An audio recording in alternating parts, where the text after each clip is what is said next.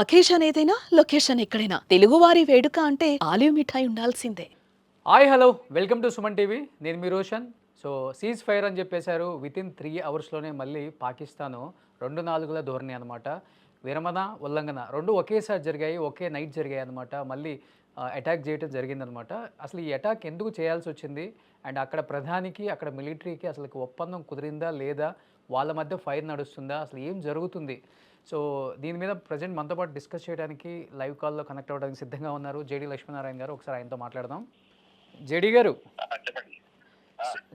JD గారు చూస్తున్నాం నిన్న ఈవినింగ్ మనకి ఇదే టైంకి after a long knight of talks mediated by the United states, I'm pleased to announce that India and Pakistan have agreed to full and immediate cease fire and congratulations to both countries on using common sense noted sir and great intelligence. Thank you for your attention to this matter. ఇది Trump పెట్టిన ఒక tweet. But చూస్తే 3 hours తర్వాత మళ్ళీ పాకిస్తాన్ భారత్ మీద attack చేయడం జరిగింది. ఎంతో అప్రమత్తం ఉన్నాం కాబట్టి వాటిని తిప్పికొట్టడం కూడా జరిగింది. ఎలా చూడొచ్చు సార్ ఇప్పుడు ఈ ఉల్లంఘన అనేది? పాకిస్తాన్ ఎప్పుడు కూడా ఉన్న మాట మీద నిలబడదు. ఎప్పుడైనా కానీ ఒంటెద్దు పోకడ వెళ్తుంది, 2 నాలుకల ధోరణి ఉంటుంది. సో నక్కజిత్తులు మారి పాకిస్తాన్ అని చెప్పి అందరం చెప్తుంటాం. అది ఇంకొకసారి కూడా రుజువైంది. ఎలా చూడొచ్చు సార్ దీన్ని? ముఖ్యంగా ఏంటంటే ప్రస్తుతం అమెరికా కన్నా పాకిస్తాన్ కు చైనా దగ్గరగా ఉంది. అందువల్ల చైనా ఈ ట్రంప్ గారి ట్వీట్ తర్వాత చైనాతో పాకిస్తాన్ వాళ్ళు ఆ తర్వాత 3 గంటలకి ఈ సీజ్ ఫైర్ ఏదైతే అన్నామో దాని ఉల్లంఘన జరిగింది. ఆ తర్వాత చైనా వాళ్ళు కూడా ఏమన్నారంటే, మేము పాకిస్తాన్ సార్వభౌమత్వం ఏముందో దాన్ని రక్షించడానికి మేము పాకిస్తాన్ పక్షాన ఉంటామని వాళ్ళు కూడా అనౌన్స్మెంట్ చేయడం జరిగింది. ఓకే. సో ఈ విధంగా మనం చూసుకుంటే అమెరికాపై ప్రస్తుతం పాకిస్తాన్ పై అమెరికా కన్నా కూడా చైనా ప్రభావం ఎక్కువగా ఉంటుంది. తర్వాత ముఖ్యంగా రెండో విషయం ఏంటంటే, IMF లో మనం వాళ్ళకి అప్పు ఇవ్వకూడదని మనం ప్రయత్నం చేశాం భారతదేశం. ఓకే. కూడా IMF ఒక $2.5 బిలియన్ శాంక్షన్ చేసింది. సో ఇప్పుడు చైనా వాడు ఎలా చూస్తున్నారంటే, వాళ్ళ దగ్గర $2.5 బిలియన్ అంటే సుమారుగా ఒక 20,000 కోట్ల రూపాయలు. ఓకే. సో 20,000 కోట్ల రూపాయలతో వాటి దగ్గర ఉన్న అణ్వస్త్రాలు కాదండి, ఫ్లైట్స్ కానీ, తర్వాత వచ్చేసి ఈ మిగతా సాధన సామగ్రి అంతా కూడా కొనుక్కోవడానికి పాకిస్తాన్ దగ్గర డబ్బు ఉంది. చైనా ఎప్పుడు కూడా వ్యాపార సంబంధంలో మాట్లాడతాడు, ఎప్పుడు కూడా వ్యాపారం ఎలా వస్తుందో చూస్తుంటాడు చైనా వాడు. కాబట్టి ఇప్పుడు పాకిస్తాన్ దగ్గర డబ్బులు వచ్చింది కాబట్టి పాకిస్తాన్ కు మేము మద్దతుగా ఉంటామని చెప్పి ఇప్పుడు పాకిస్తాన్ మళ్ళా 3 గంటల్లోనే సీజ్ ఫైర్ ధోరణి ప్రారంభించింది. ఇది నేను అనుకోవడం పాకిస్తాన్ చైనా మీద ఆధారపడి ఉంది. చైనా యొక్క ఓపెన్ స్టేట్మెంట్ ఇప్పటి వరకు ఓపెన్ స్టేట్మెంట్ ఇవ్వాల. ఎప్పుడైతే IMF లోన్ శాంక్షన్ అయిందో అప్పటి నుంచి ఓపెన్ స్టేట్మెంట్ ఇవ్వడం మొదలు పెట్టారు. సో ఇది ప్రధానంగా ఈ సీజ్ ఫైర్ వైలేషన్ కి కారణం. వాళ్ళ వెనకాల చైనా ఉందన్న భరోసా. ఓకే. కానీ ఇదే జరిగితే ఆపరేషన్ సింధూర్ ఆగలేదని చెప్పుకోవచ్చా సార్ మనం కూడా? మరి ఆగదు అనే అనే అనే మాటకి ఏం చెప్తారు మీరు? ఇంకా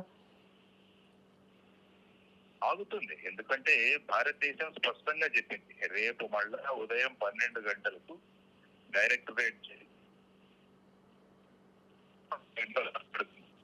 అని నిన్నే చెప్పాము. 5 గంటలకి సీజ్ ఫైర్ చేస్తున్నాము, 12 గంటలకు మాటలు జరుగుతాయి అన్న సందర్భంలో పాకిస్తాన్ మళ్ళా మొదలు పెట్టింది.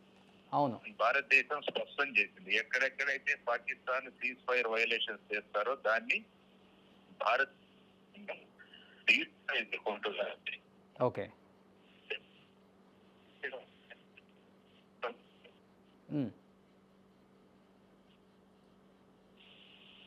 అంటే మళ్ళీ ఈరోజు రాత్రికి దాడులు ఏమన్నా జరిగే అవకాశం ఉంటుందంటారా సార్? మేబీ ఇన్ కేస్ ఇదే జరిగితే సాధారణంగా రాత్రిపూట ఈ దాడులు చేస్తూనే ఉన్నారు. ఈ రోజు కూడా జరిగే అవకాశం ఉంది. అందుకనే మనం జాగ్రత్తగా ఉంటున్నాం. వాళ్ళ దాడులు ఏదైనా జరిగితే వాటిని తిప్పికొట్టడానికి భారతదేశం సిద్ధంగా ఉంది, తయారుగా ఉంది. ఆ విధమైన భారతదేశం యొక్క శక్తి ఉంది మనకి. ఓకే. అంటే ఏమై ఉండొచ్చు సార్ ప్రధాని గారికి పిఓకే మీద ప్రధానంగా స్టేట్మెంట్? అంటే ఏమై ఉండబోతుంది, ఏం జరగబోతుంది అంటే పిఓకే మీద? స్ట్రాటజీ అంటే ఏమని చెప్తారు అసలుకి?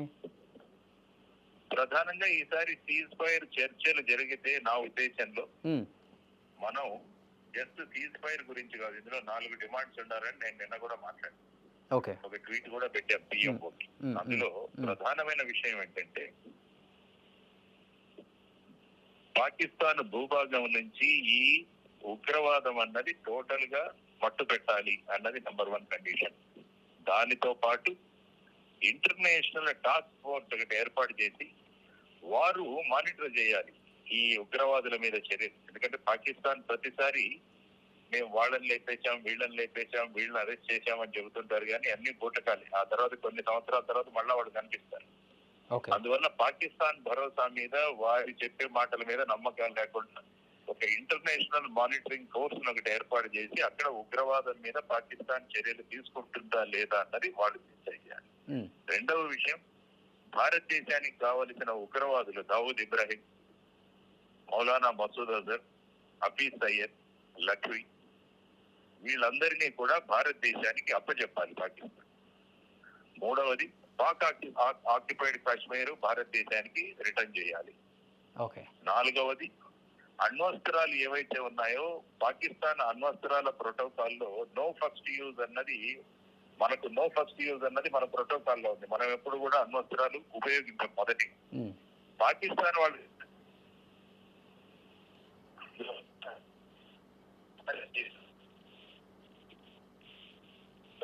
కూడా నో ఫస్ట్ యూజ్ క్లాజ్ అన్నది ఉండాలి. ఫైనాన్షియల్ యాక్షన్ పాకిస్తాన్ ని వారు చర్యలు జరిపేంత వరకు దాన్ని గిరేలు ఉంచాలి. ఇటువంటి డిమాండ్. ఓకే. అంటే యునైటెడ్ నేషన్ అంటే ట్రంప్ కూడా విరమణ 2 దేశాలు ఒప్పుకున్నాయని ఒక ట్వీట్ చేసిన తర్వాత అది ఉల్లంఘన చేసింది కాబట్టి పాకిస్తాన్ వాళ్ళ మీద ఏదైనా యాక్షన్ తీసుకునే అవకాశం ఉందంటారా? ఆ కంట్రీ మీద ఛాన్సెస్ ఉంటాయా సార్ ఏమన్నా? ఇవే ఒక చట్టాలు బట్టి జరగవు. ఇది only understanding between 2 nations. Trump ఇప్పుడు రష్యా మరియు ఉక్రెయిన్ వాళ్ళు సీజ్-ఫైర్ చేయాలి, యుద్ధం ఆపాలని చెబుతూనే ఉన్నాడు, కానీ అవ్వట్లేదు. కాబట్టి ఆయన మాటను పెద్దగా సీరియస్ గా పట్టించుకోవట్లేదన్నా తెలుస్తుంది మనకి. ఎందుకంటే ఆయన ఒక రోజు భారతదేశం ఏదైనా చేయొచ్చు అంటారు, రెండవ రోజు 2 దేశాలు మాకు స్నేహపూరితమైన వాతావరణం ఉందంటారు ఆయన. సో ఈ విధమైన పరిస్థితులలో మరి ఎలా చూడాలి అన్నది మనం ఆలోచించాల్సిన విషయం. ఓకే. కానీ అదే జరిగితే ఈరోజు రాత్రి ఆపరేషన్ సింధూర్ 3 ఉండబోతుంది అనుకోవచ్చా సార్ మనం కూడా? ఎందుకంటే వాళ్ళు మేము ఏమాత్రం తగ్గం అంటే చైనా ఒక దోమల బ్యాట్ తెచ్చుకుంటేనే 6 నెలల కన్నా ఎక్కువ పనిచేయదు సార్. వాళ్ళ మీద ఆధారపడి వాళ్ళు మన దేశం మీద విరుచుకుపడుతున్నారు మళ్ళీ. సరే ఏం చేయలేము అనుకుంటున్నారా? మనం చేస్తే ఎంత మేరకు చేయొచ్చు, మన దెబ్బ ఎలా ఉంటుందో కూడా ఆల్రెడీ ఆపరేషన్ సింధూర్ 1, సింధూర్ 2తో కూడా చూపించాం. అక్కడ ఫస్ట్ 9 ప్లేసెస్, తర్వాత 8 ప్లేసెస్ మీద, కరాచీ మీద, అన్నిటి మీద మన సత్తా ఏంటో చూపించాం. చైనాని పెట్టుకొని, చైనా సపోర్ట్ని పెట్టుకొని భారత్ మీద ఒంటెద్దు పోకడి వెళ్తుంది కాబట్టి మన దెబ్బ ఆపరేషన్ సింధూర్ 3తో చూపిస్తే తట్టుకోగలదా అసలు పాకిస్తాన్? తట్టుకోలేదని వాళ్ళకి తెలుసు, కానీ వినాశకాలే విపరీత బుద్ధి. అందువల్ల వాళ్ళు ఏదైనా చేస్తే భారత్ దాన్ని ధీటుగా ఎదుర్కొంటుంది. భారత్ చర్యలు ఆల్రెడీ చూస్తున్నారు వాళ్ళు. కాబట్టి ఆ సాహసాన్ని వాళ్ళు చేస్తున్నారంటే పాకిస్తాన్ అండ చూసుకొని చేస్తున్నారన్నది మనకు తెలుస్తుంది. కానీ పాకిస్తాన్ వాళ్ళు ఇచ్చిన డిఫెన్స్ సిస్టమ్స్ అన్ని కూడా ఫెయిల్ అయ్యాయి. సో వాళ్ళు ఇక వాళ్ళ గొయ్యి వాళ్లే తవ్వుకుంటున్నారు కాబట్టి వాళ్ళు దేవుల్లోనే లెసన్, వాళ్ళు గుణపాఠాన్ని నేర్చుకుంటారు ఖచ్చితంగా. అండ్ ఇంకొకటి కూడా వినిపిస్తుంది, అక్కడ ప్రధానికి అండ్ చీఫ్ ఆర్మీకి కూడా తగ్గాపోతు నడుస్తుంది. అసలుకి ప్రభుత్వం మాట వినట్లేదు ఆర్మీ చీఫ్. సో మా ఇష్ట ప్రకారమే వెళ్తాము, యుద్ధం ఆపే ప్రసక్తే లేదని చెప్పేసి ఒంటెత్తుపో కూడా వెళ్తున్నారనే మాటలు కూడా వినిపిస్తున్నాయి. అదే విధంగా చూడొచ్చు. అక్కడ ప్రజాప్రభుత్వం లేదు పాకిస్తాన్ లో, మిలిటరీ ప్రభుత్వమే. పేరుకు ప్రధానమంత్రి, రక్షణ మంత్రి వీళ్ళు ఉన్నారు, కానీ నడిపించేదంతా కూడా ఆర్మీ. ఎందుకంటే ఈ ప్రధానమంత్రి, రక్షణ మంత్రి వాళ్ళు మాట్లాడుతున్నప్పుడు భారతదేశం 2-3 విమానాల్లో మేము కూల్చాము అన్నారు. ప్రెస్ వాళ్ళు అడిగారు దీనికి ప్రూఫ్ ఏంటంటే సోషల్ మీడియాలో వచ్చిందంట. అంటే ఒక దేశ ప్రధాని, ఒక రక్షణ మంత్రి సోషల్ మీడియా మీద ఆధారపడి ఉన్నారంటే ఆ దేశం ఎలా ఉందో మనకు తెలుస్తుంది. సో అది కాబట్టి పాకిస్తాన్ ని మొత్తంగా జనరల్ ఆసిఫ్ మునీర్ నడిపిస్తున్నాడు ఇప్పుడు యుద్ధాన్ని. అది స్పష్టం. ప్రధానమంత్రి, రక్షణ మంత్రి ఓన్లీ పైన కనిపించే ముక్కోట అంటే ఈ బొమ్మలే అంతే, ఆట బొమ్మలు. ఓకే. సో మన త్రివిధ దళాలు తీసుకునే డిసిషన్ ఎలా ఉండబోతుంది అంటున్నారు ఇవాళ నైట్కి? వాళ్ళు ఏమాత్రం తగ్గరు కాబట్టి ఇంకా ఎక్కడెక్కడైతే స్ట్రైక్ చేస్తారో వాటిని ధీటుగా ప్రత్యుత్తరం ఇస్తారు. ఉమ్, ఆ తర్వాత భారతదేశం ఉగ్రవాదం మీద చర్యలు కంటిన్యూస్ గా తీసుకుంటూనే ఉంటుంది. ఓకే. కాబట్టి ఇంకా ఎక్కడైనా ఉగ్రవాద చర్యలు, ఎందుకంటే ఈ ఈ రోజు ఐ థింక్ ఒక సెక్టర్ లో వచ్చి వాళ్ళు ఒక ఉగ్రవాదులు ఒక చోట దాడి చేస్తే మన సెక్యూరిటీ ఒక సెంట్రీ కూడా ఇంజ్యూర్ అయ్యడం జరిగింది. ఐ థింక్ అక్కునూరు అనుకుంటా, అవును అవును. నగరోట. ఓకే. కాబట్టి దానికి విరుద్ధంగా ఇప్పుడు కాశ్మీర్ లో ముఖ్యంగా కొన్ని జిల్లాలలో మన వాళ్ళు యాంటీ టెర్రర్ ఆపరేషన్స్ కూడా మొదలు పెట్టారు. ఓకే. సో ఆ సందర్భంగా టెర్రరిజం, ఉగ్రవాదం మీద భారతదేశం యొక్క చర్యలు కంటిన్యూస్ గా నడుస్తూనే ఉంటాయి. ఓకే. అందులో there is no doubt. Okay. కానీ ఇదే కొనసాగితే ఆపరేషన్ సింధూర్ 3 ఇవాళ నైట్ 12 గంటల తర్వాత చూడొచ్చు అనే దానికి చాలామంది చాలా రకాలుగా చెప్తున్నారు. కాబట్టి యాజ్ పర్ అనలైసిస్ మీరు ఏమనుకుంటున్నారు? ఏం జరగబోతుంది అనుకోవచ్చు? నేను క్లియర్ గా చెప్పాను ఏంటంటే అసలు యుద్ధం జరగకూడదు, కానీ భారతదేశం యొక్క ఉగ్రవాదం మీద చర్యలు కంటిన్యూస్ గా తీసుకుంటూనే ఉండాలి. ఎందుకంటే మనం ముఖ్యంగా చెప్పాం, ప్రధానమంత్రి గారు చెప్పారు, ఈ సంఘటన వెనకాల ఉన్న వ్యక్తులని, వాళ్ళ సపోర్ట్ చేసిన వాళ్ళని, కుట్రదారులను భూమి మీద ఎక్కడున్నా కూడా వాళ్ళని బయటికి తీసుకొస్తాం. కాబట్టి వాళ్ళు దొరికేంత వరకు వాళ్ళ నాయకులు ఎవరైతే ఉన్నారో మౌలానా మసూద్ అజర్ గాని, హఫీజ్ సయీద్ గాని, వీళ్ళు దొరికేంత వరకు భారతదేశం చర్యలు తీసుకుంటుంది. ఓకే సార్, ఈ యుద్ధం ఇలాగే కొనసాగితే పీఓకేని ఆక్రమించుకునే అవకాశం ఉందంటారా భారత్కి ఈసారి? ఇంకా ఇలాంటి అవకాశం పోతే మళ్ళీ దొరకదని కూడా అందరూ చెప్తున్నారు. కాబట్టి this is the right time అని చెప్తున్నారు. కాబట్టి ఈజ్ ఇట్ పాసిబుల్? పీఓకేని ఆక్రమించుకోవడం అంటే ఇంకొక 53 లక్షల మందిని భారతదేశంలో కలుపుకోవడం. యాక్చువల్ గా పీఓకేలో పరిస్థితి ఎంత దారుణంగా ఉందంటే అక్కడ ఉన్న యువతరం పాకిస్తాన్ ప్రభుత్వానికి విరుద్ధంగా మొన్న 5 లక్షలతో ఒక పెద్ద మీటింగ్ జరిగింది. ఎందుకంటే అక్కడ ఉద్యోగాలు లేవు, ఏమీ లేవు. ఇటు పక్కన చూస్తే మన కాశ్మీర్ లో బ్రహ్మాండంగా టూరిజం డెవలప్ అవుతోందని వాళ్ళందరూ కూడా అక్కడ పెద్ద మీటింగ్ పెట్టి ప్రభుత్వానికి విరుద్ధంగా నిరసనలు ప్రకటించారు. ఓకే. సో ఇటువంటి తరుణంలో పాకిస్తాన్ లో ఉన్న పీఓకేలో ఉన్న వాళ్ళందరూ కూడా మాకు పాకిస్తాన్ వద్దు, మేము భారతదేశంలో కలిసిపోదామన్న అటువంటి వాతావరణాన్ని మనం సృష్టించగలిగితే అప్పుడు మనం కలుపుకుంటే ఏమవుతుందంటే వాళ్ళు భారతదేశం మీద ఆధారపడి ఉంటారు. ఓకే. లేకుంటే ఏంటంటే బలవంతంగా వాళ్ళని వెళ్ళి ఆక్రమించుకుంటే ఏమవుతుందంటే అక్కడ మళ్ళా వాళ్ళ చర్యలు మొదలవుతాయి. లేకుంటే మనకున్న ఆర్థిక నిధులన్నీ కూడా అక్కడ పెట్టాల్సి వస్తుంది. ఓకే. సో ఆ విధంగా చేయగలిగితే ఫైనల్ గా అవి జరగబోతుంది. పాకిస్తాన్ 5 ముక్కలుగా విడిపోతుంది చూడండి త్వరలో. అవును. పంజాబ్, సింధు, తర్వాత ఖైబర్ పఖ్తూనిస్తాను, బలూచిస్తాను, గిల్గిట్ బల్టిస్తాను, ఇవి తర్వాత పీఓకే. ఈ విధంగా అవి ప్రతి ఒక్కరు కూడా భారతదేశంలో కలవాలి అని వాళ్లే కోరబోతున్నారు.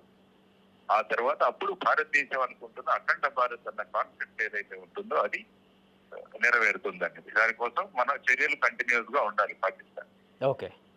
సో మనం ఏమాత్రం అప్రమత్తంగా ఉన్నా కానీ చాలా ఇబ్బంది పడాల్సి వస్తుందంటారు మీరు ఈ వార్ ఫినిష్ అయ్యే వరకు కూడా? అసలుకి అప్రమత్తంగా ఉండాలి. ఎందుకంటే there is a rogue state, there is a failed state.